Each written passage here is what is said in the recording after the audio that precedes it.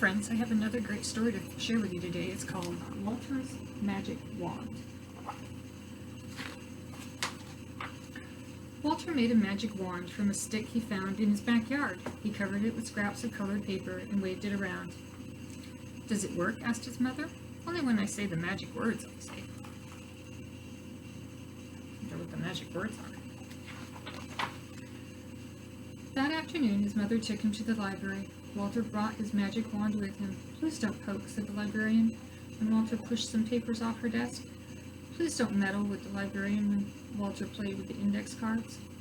"Please don't touch," said the librarian when he built a castle with the biggest dictionaries. Walter stared at her.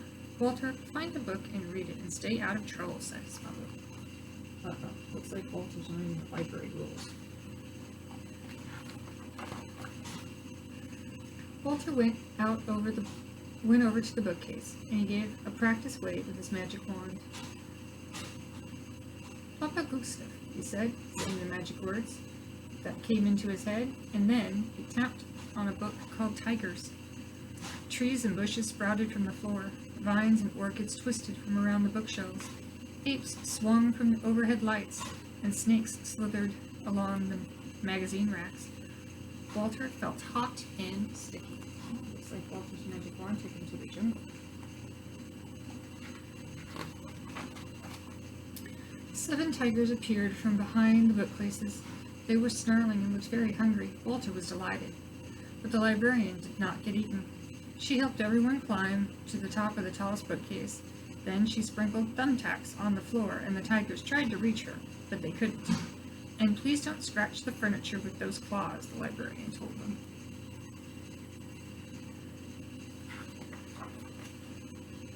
Walter was disappointed. He thought the tigers should have been braver. He reached down with his magic wand and tapped the book Tigers, and once again the jungle disappeared. "Haven't you found a book yet, Walter?" asked his mother. Walter found a book, but the librarian didn't like it. Walter could see the librarian standing at her desk watching him. He went over to another bookcase. "Look, Pantaloon," he said, and he tapped another book. The book he tapped this time was about pirates. Sand covered the floor, palm trees and rocks grew out of it, and parrots flew above the bookshelves, and lizards scuttled over the encyclopedias. Walter felt dry and dusty this time.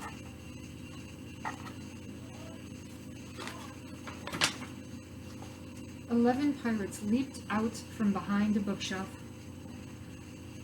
looking for someone to kidnap." Walter was pleased at how fierce the pirates looked, but the librarian was not dragged off in chains. Piling up her fattest dictionaries, she built a fortress out of her desk and gathered everyone inside. And when the pirates waved their swords and shouted blood-curdling threats, the librarian shot pencils at them with rubber bands and drove them away. "And please don't damage the books with those swords," she told the pirates.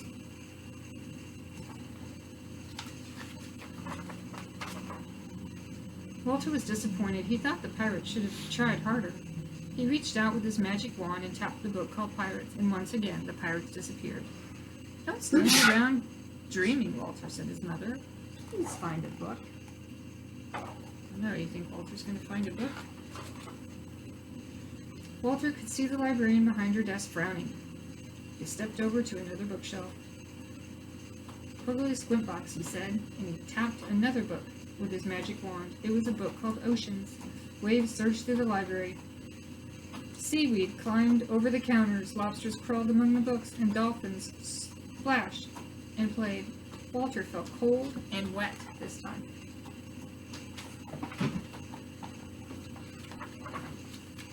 But the librarian was not swept away. As the waves rose higher and higher, she quickly built a boat out of 3 bookcases. They were labeled A, R, and K. And then she helped everyone on board, and they sailed around the library using atlases for paddles. "And please stop balancing those picture books on your nose," she told the dolphins. So A, R, and K spells ark. She made an ark with bookshelves. Walter forgot to be disappointed this time. He was too busy enjoying himself. His atlas made bigger splashes than anyone else, and after a while he leaned out of the boat and tapped the boat called Oceans with his magic wand, and once again it disappeared.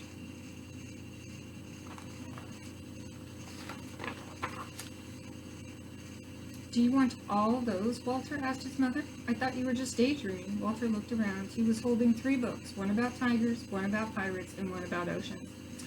He took them to the desk and watched the librarian stamp them. Then he drew his magic wand.